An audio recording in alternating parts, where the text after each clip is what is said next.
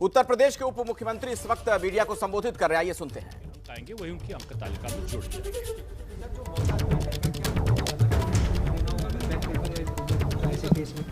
अब इसका निर्धारण हम करेंगे। वो शुल्क तो अगर परीक्षा का दे दिया गया है तो उसका अलग से ही होगा कि नहीं होगा, ये हम बाद में तय करेंगे। नहीं, अब आज हम फार्मूला दे रहे हैं, उनका हम प्रमोशन हमने देने की बात कर दी है। अब हमारी गतिविधियां शुरू हो जाएंगी।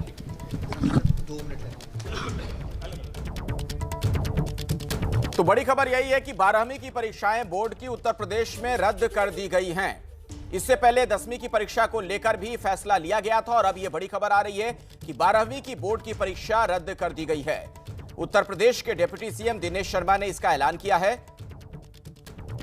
तो उत्तर प्रदेश से इस वक्त की बड़ी खबर आ रही है। कोरोना की वजह से देश भर में जो हालात हैं उसी के मद्देनजर अलग अलग जगहों से इस तरीके के फैसले लिए जा रहे हैं। अलग अलग राज्य सरकारें फैसले ले रही हैं और उत्तर प्रदेश सरकार ने भी अब यह तय किया है कि जो बोर्ड की परीक्षा होती है 12वीं की, उसे इस बार रद्द किया जा रहा है।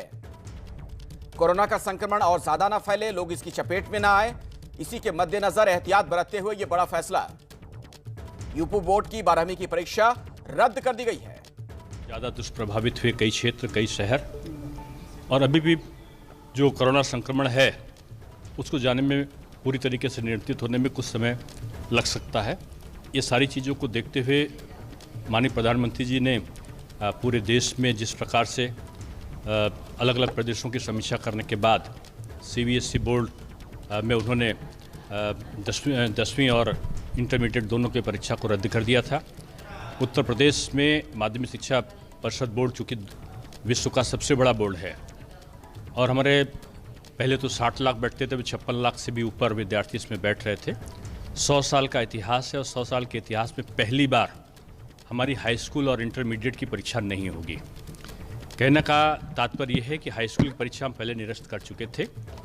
आज हम इंटरमीडिएट की जो 12वीं कक्षा है उसकी परीक्षा को भी कोरोना का संक्रमण देखते हुए उसको हम निरस्त कर रहे हैं। और अभी माननीय मुख्यमंत्री जी के साथ अभी हमारे संबंधित विभागों के अधिकारियों के साथ बैठक हुई है और उसमें हमने निश्चय किया है कि जिस प्रकार से हमने हाई स्कूल बोर्ड में फार्मूला रखा था कि जो 9th में हमारे विद्यार्थी हैं पास हुए थे पिछली बार, क्योंकि हमारी हाई स्कूल की परीक्षा हो चुकी थी, इंटर की परीक्षा हो चुकी थी और फरवरी के अंत तक या मार्च के प्रारंभ तक तमाम जगहों पर 9th और 11th की परीक्षाएं भी हो गई थीं। तो जहाँ पर 9th की परीक्षा हो चुकी है वो उसके नंबर, और जो 10th की जो हमारे प्री बोर्ड 10th में हमने किया था उसके नंबर का जो औसत होगा उसको हम 10th के अंक तालिका में उसका अंकन करेंगे।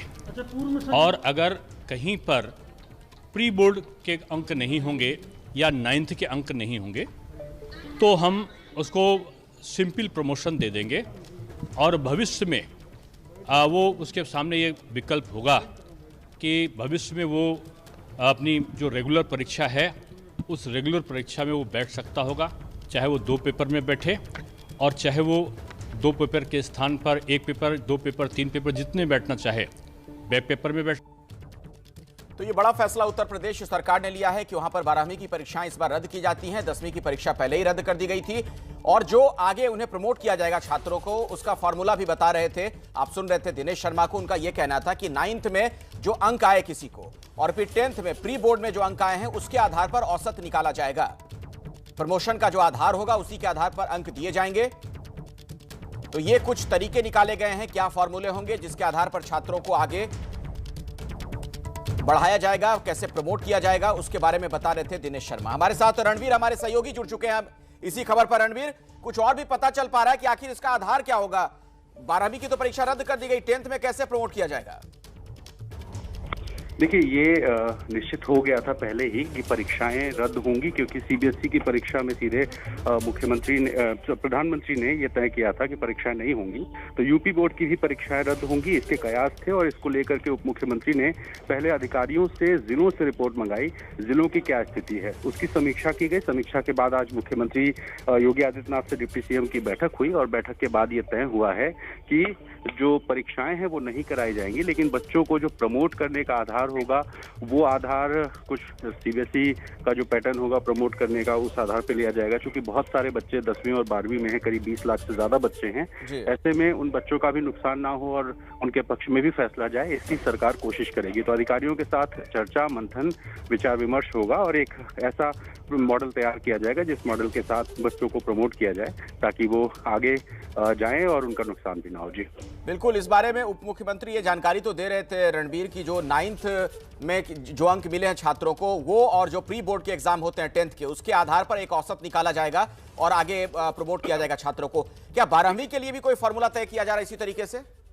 देखिए अखिलेश, यूपी बोर्ड को अगर आप गौर से देखेंगे तो कुछ साल पहले यूपी बोर्ड का जो रिजल्ट आता था वो 11वीं और 12वीं दोनों की परीक्षाओं को मिला करके आता था और कुछ उसी तरह से जो प्री बोर्ड और बाकी एग्जाम्स हुए हैं अब तक उन नंबरों को काउंट किया जाएगा। क्योंकि इससे पहले जो पैटर्न था यूपी बोर्ड का वो यही था कि जो बच्चे 11वीं में जो नंबर पाते थे और बाकी बोर्ड में जो नंबर पाते थे वो सारा कुछ कैलकुलेट होता था।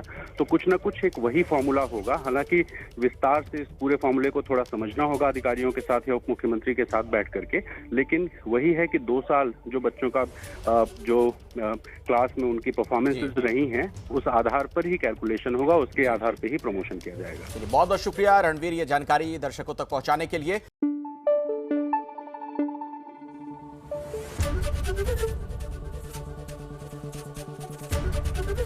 एबीपी न्यूज आपको रखे आगे।